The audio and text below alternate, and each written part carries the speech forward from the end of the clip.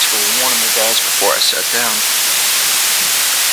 All right, good to be back in person here on the regular with everyone. We appreciate everybody coming here, and excited about the start of the season here. Obviously we have an exhibition first here. First order is to get our floor fixed. Hopefully we can get that done before Monday night. But it's good to be back with you. I'll talk a minute about the exhibition game, but let me give you a quick update on where we're at injury-wise with a couple guys, because I'm sure that will come up.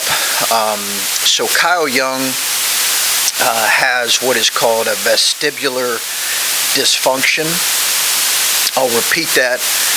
It's called a vestibular dysfunction. And I don't know that I would give it the accurate description. So I'll leave that to our medical people. We don't see this as a long-term injury.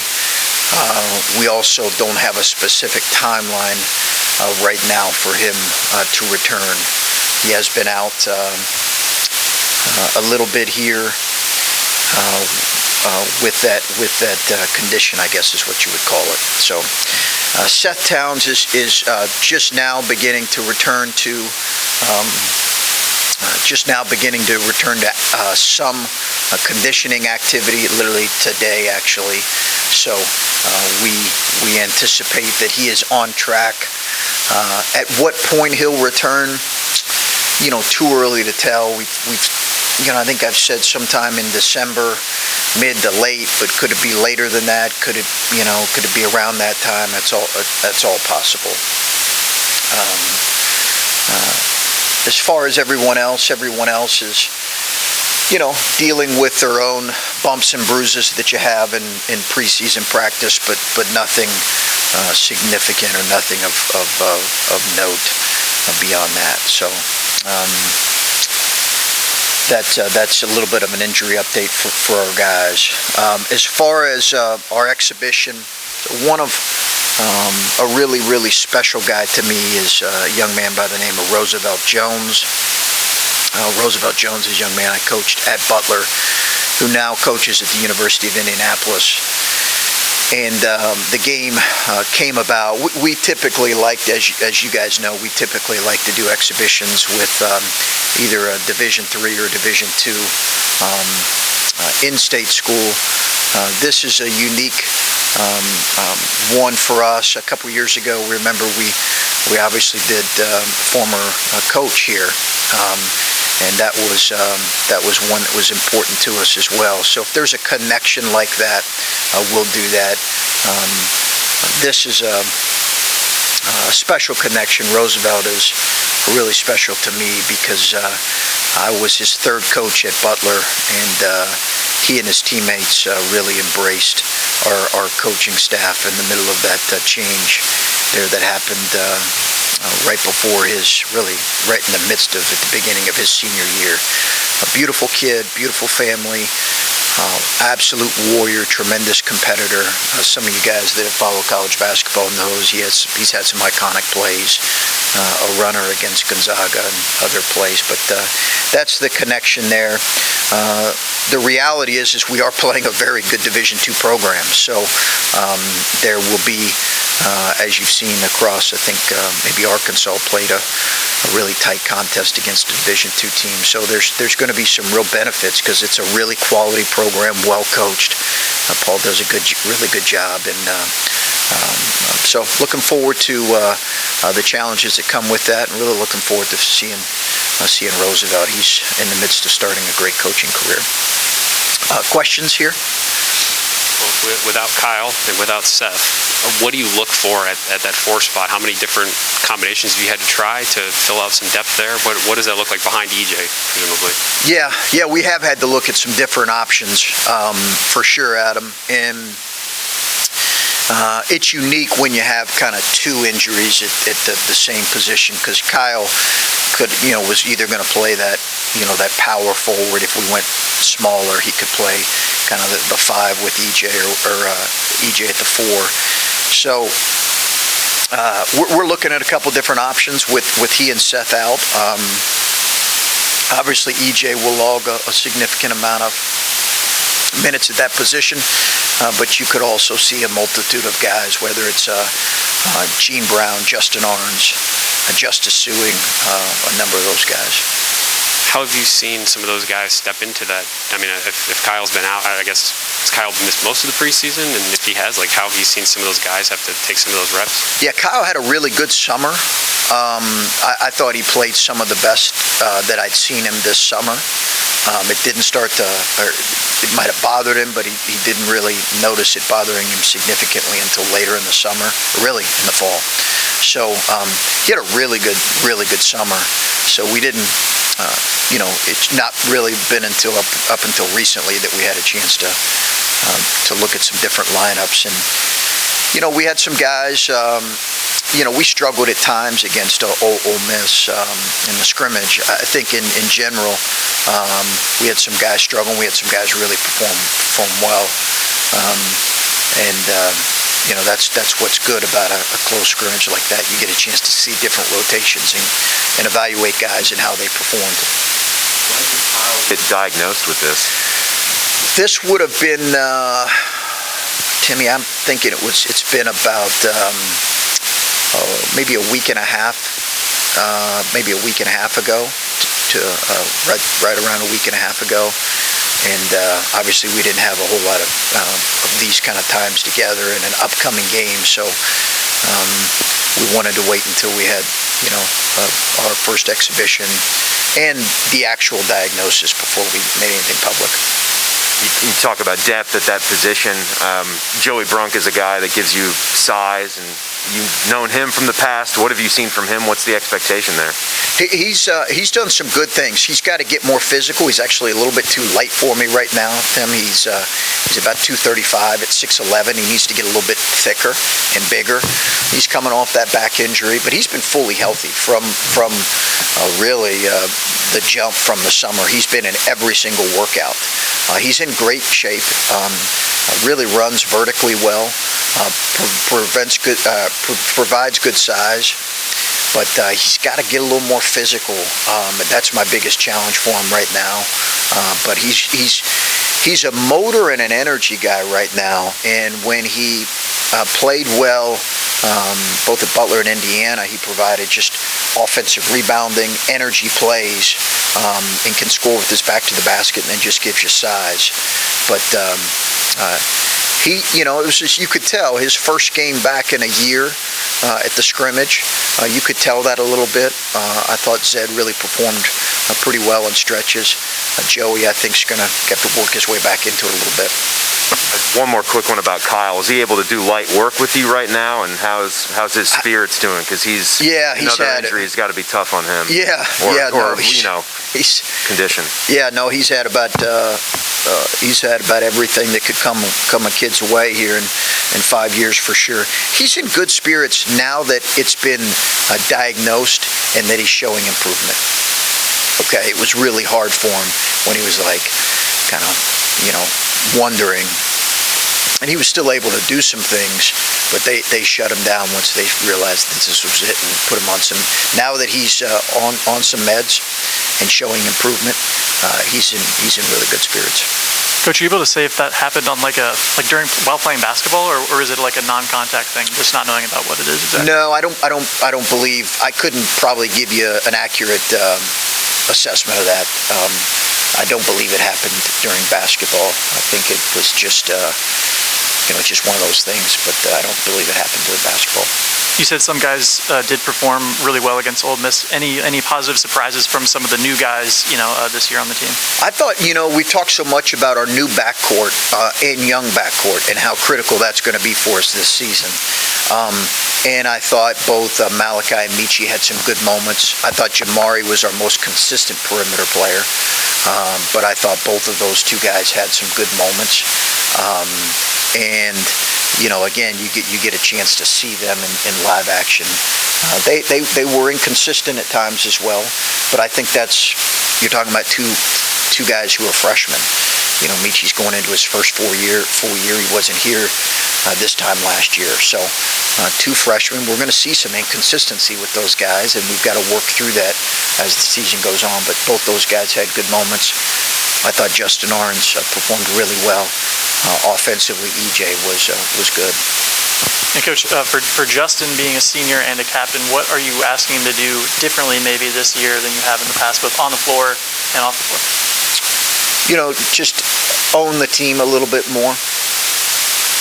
You know, take ownership in the team a little bit more than what he's done. He's always been an incredible teammate, and had his best year last year. You know, went on a roll when we went through January, and I don't think hardly lost a league game. He was tremendous. So, but he's got to own the team a little bit more as an older guy. I think one common theme with the beginning of the season is there's a lot of guys and a lot of different options you can throw out there, and it's constantly the starting lineup's fluid, the playing time is fluid. Is it going to be like a similar situation, or do you have in the back of your head who the starters are right now? I really think more than any of our years here, it's going to be a fluid rotation and a fluid starting lineup. I think that's going to be the case. More so, I wouldn't anticipate necessarily that the group we start with would be maybe our starting lineup at the end of the season. It very well could be different. Our rotation, I think, will change as the year goes on. That's normal. It changes anyway, but I could see it changing a little bit more. But, you know, you talk about depth, and then you have a couple guys that were going to certainly be in your rotation who are out now. And now it's okay. You know, your depth gets chopped a little bit there. You know, that's why health is so important for this group, for any group, but so important for this group. With Michi and Malachi especially, are you just expecting that there's going to be some growing pains early in the season that you're going to have, for yourself, have to have some patience with? Yeah, I am, and we've seen it. We saw it in the scrimmage on Sunday. We saw a couple guys get swallowed up. We saw them a couple times, the physicality get to a couple of the pace of the game. But it's normal stuff that they'll adjust to. They've really had a good approach, and they've answered the bell on a lot of occasions, and they've also had some good moments. But I think both guys have a chance to really grow right in front of our eyes, and maybe be different in January than what they were in December if they have the right approach, because they are going to play early. You know, it's a situation where both guys are going to play, so they're going to be able to learn from some mistakes and some positive moments too. How's your patience level? Well, we'll see. Yeah, we'll see. The schedule doesn't provide for, you know, really looking back on it with a younger backcourt. You know, we opened with a really, really challenging game versus a really good team in Akron. So I think that maybe you look at it and you say, okay, hey, could the non-conference have maybe not been as challenging? But I think at the end of the day, if we approach it the right way, whatever lumps we take, we can hopefully use and help us as we head into Big Ten play. Coach, I want to ask about recruiting. Each of these weekends, you've had 5 or 6 guys on campus for some of these big game weekends. Just what's important about what you're trying to show people, I guess, during that time? What is the message that you're trying to convey that we can do this for you if you come and play at Ohio State? I mean, it seems like there's a lot of conflicting messages out there right now for what direction they want to be pulled in. You mean just general recruiting? Yeah, nothing specific, obviously, about specific players. Yeah, no. I think, you know, Steve, the bottom line is I don't think, and I'm sure most coaches would say this place isn't for everybody. We want to find the right fits. We have an unbelievable university, and I think a program that has experienced a real positive success, but is hungry for the next step. And we've also had guys come through here that have been a part of 21 seasons and seen some of their teammates go on to the next level. So there's advantages to that. I just think, in general, what we're trying to evaluate here in recruiting, and I think our staff has done a tremendous job, is find the guys that fit our program and fit how we want to do things, and believe that we can help them reach their goals and their dreams. And I think it's exciting. It's exciting where we're at with the class, the 22 class, and it's exciting where I think we can potentially be with the classes that follow. Yep. Just a question about your team. The two guys who were just here asked who has been kind of a surprise, or who's kind of caught their eye, or who they really liked in the first month, and they said Jamari Wheeler, both of them. Is this a guy who you feel comfortable is going to run your team, or what? What's your status report on where he's at, and maybe how much he's going to play? And I've learned that's one of your favorite questions to ask in the preseason, by the way, because they're going to give you probably more answers than I will give you. So well done on your part on that. I think in general, that doesn't surprise me they would say that, Steve, just because you really do feel Jamari in practice on both ends. So that doesn't surprise me that they said Jamari, because he has been our most consistent perimeter player. And I think offensively he's taken some strides. He's got to continue to get better. And I think that's going to be critical. He's got to continue to get better, really. When I say that, I'm talking about on both ends, but offensively. But it doesn't surprise me that they've said that, because I think he's been our most consistent guy that you felt every day in practice. Chris, regarding EJ, what was your level of concern with letting him drive a Zamboni? Yeah, I had to. So listen, our social media team with that stuff, they come to me with ideas, and Kyle Davis is the guy on our staff that is kind of the director. Joe Gemma, we've hired a new video. Ben does a great job with our video services. But Kyle comes to me and says, "Hey, Coach, we need you for a minute here. We need you for a minute there." And then he tells me we're going to have EJ on a Zamboni, and I about put an end to the entire project. But no, it was a fun thing. I did make sure that one, he knew how to drive that thing, and two, that we were going to have him for games. So it was fun. The guys have enjoyed it. Yeah, I think more than anything with those guys, with those things, guys, is the days when maybe 10 years ago you used to have these kind of get to know your players videos. I think there's a place for that, but I also think this is a much better way for your fan base to kind of get to know your players. So that's why I'm willing to do some of those things. And like I said, that staff does a great job with that. And then with EJ, maybe coming back a little bit to showcase the perimeter game, how do you balance that with the need for him to play some more four right now? Well, he's going to be, primarily at the four, but he also understands that in college basketball, there's a ton of guys that play the four that also will transition and play small ball at times. That's reality. Look all across college basketball. I think that's pretty much every team that has a chance, has a little bit of a change of pace. But he understands that primarily that's going to be his position. I think he understands that for him, it wasn't about him coming back and showcasing a dramatic difference in his game, because he always played inside out for us. Last year he played inside out. Last year he played technically the four offensively. He just was guarded a lot of times by the five. I think what he needs to continue to grow in is his defensive versatility, shooting from three more consistently, although after the first third of the season, he shot it over 40% from three. So he's got to show that level of consistency, stay in really elite shape. But listen, I don't think none of the teams that talk to us in the NBA, as a matter of fact, some warned us, said, hey, make sure he doesn't change his game too dramatically, because we like a lot of what he brings in terms of his physicality inside and out. And we communicated that to him. But I'm excited about him continuing to, grow. He's grown every year, and I think you'll see some continued growth. You'll also see some challenges there. He turned it over too many times in the scrimmage the other day. So there's be some stuff there we got to work through.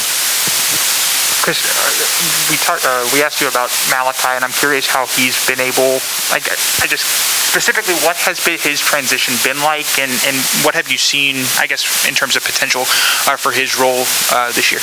Yeah, I'm really excited about his, his growth and his development. I think he's done some things. A lot of coaches probably right now are excited about some glimpses they see with freshmen. Malachi, we've coached him pretty hard here in this preseason, and he's shown some real glimpses and flashes of really being able to impact the game on both ends. He shot it particularly well, really well. His ball handling continues to grow and improve. He's got good size for a perimeter at 6'4", with almost a 6'10" wingspan. Defensively, he's picking up things. He's a tremendous kid. So I've been really excited about his growth, and I expect his role to probably grow as the season goes on. I don't know it'll be to start what it'll be, but I expect it to grow because talented kids like him, usually if they stay with it, their role grows.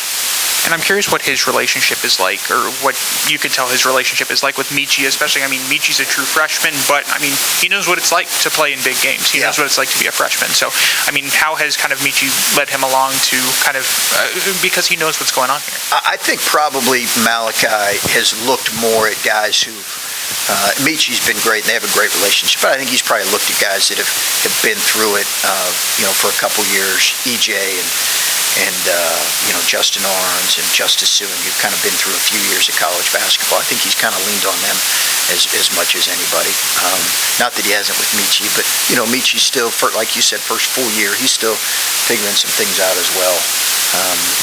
I have seen Malachi lean on those older guys some. Coach, on Media Day, got a chance to talk to some of the players, and kind of putting last season behind them, a couple of them mentioned Virginia and how they kind of bounced back in their year. How much do you touch on last season and using it as motivation, or just moving on? Yeah, no, I think it's something that we've talked about. There's some really, really good moments last season, but you always want to own the positive moments as well as the really, really disappointing moments. I think that's part of your story. You can't deny either, really. College basketball season's a long season, and most people remember, good or bad, they remember the ending more than they do anything. So I think we've always talked about owning that, and finding a way to learn from it and move forward and grow. When you look at this season and kind of, I guess, just starting with the first game here on Monday night, what's the one thing you want to see from your guys and maybe learn about your guys before Akron? I just think as much as anything, you want to see an effort and a commitment on the defensive end. Again, we're playing a really good Division II team, so I think there's no doubt there's going to be some challenges. So an effort and a commitment on the defensive end, and then a willingness to play together on the offensive end and share the ball. And I think we're a work in progress on both ends, but particularly on the offensive end. So those are the things you're looking for this early in the season when they put the uniform on for the first time. About Roosevelt for a second. When you started coaching him, when you first met him, did you see future coach in him? I did. I was hoping that he would. We had 3 guys in that class who all became coaches. One's with the Boston Celtics G League team, Alex Barlow. One is with Oklahoma City Thunder as an assistant coach, Cam Woods, and the other one is Roosevelt Jones. So think about that. That's a pretty impressive group of guys that have coached. He's one of the really smartest players instinctually understanding how to play that I've ever coached. So I thought it could be a good transition for him. Like any young man, he went through playing for a couple years and then had to try to figure out what his next path was. But I just am really excited about Roosevelt's future in coaching. I think he's got as does Cam and Alex. They have really bright futures in coaching. If you see that in someone and maybe they might not be super into it at that moment, do you try to bring that out in guys? I've suggested it to guys, and as you know, or may not know, we get calls a lot about, I got calls last year about guys from NBA teams, hey, do you have a guy in mind that you think could, be one of those guys who would start either in our video room or start in kind of an entry-level position? It's what John Diebler's doing now. So you get those calls a lot, and you have guys in mind that you'll call and say, hey, I'm not sure what you're doing. Or when you're coaching them, you'll suggest to them, hey, coaching can be a really challenging path, but if you want to do it, let's have a conversation and see how we can help you. Okay, all right, thanks, guys. Thank you.